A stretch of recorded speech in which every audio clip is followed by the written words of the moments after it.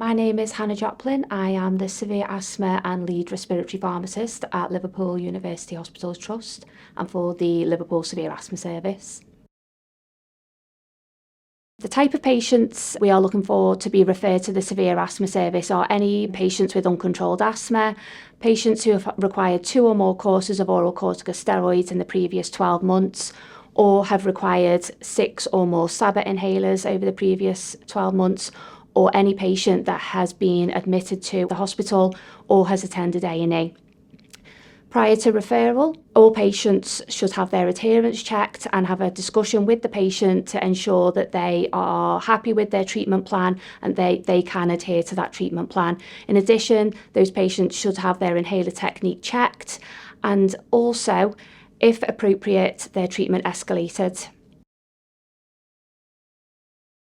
What we would advise prior to referral is looking at whether these patients are adherent to their therapy. You can look at primary care prescription records. Are they collecting regular prescriptions for their asthma medications?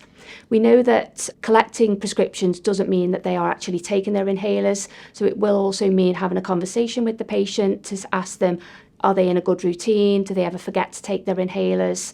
And trying to normalise to patients that it is normal to sometimes forget to take their inhalers and try and provide some advice and intervention as to how to overcome that. Once you are happy that the patient is adherent to their treatment plan and you've checked their inhaler technique, if they remain symptomatic or continue to exacerbate, it's really important that you increase their treatment. So follow the SIGN BTS guidelines, increase their inhaled corticosteroids and or add in a long-acting antimuscarinic agent where appropriate. This is especially important if patients are continuing to exacerbate. The information that makes a good referral includes historical evidence of asthma, evidence of adherence to their treatment plan, so for example primary care prescription data, and also the number of courses of oral corticosteroids that the patient has required over the previous year. We know historically across the country that there have been significant delays in some patients accessing biologic treatments for severe asthma. Some of the impact that our work has had so far has been quite significant. To give an example, we have reduced the time from referral to review to 18 days. It was previously 70 days. We have managed to reduce the time to treatment, and we've also reduced the referral to first injection time from 167 days to 53 days.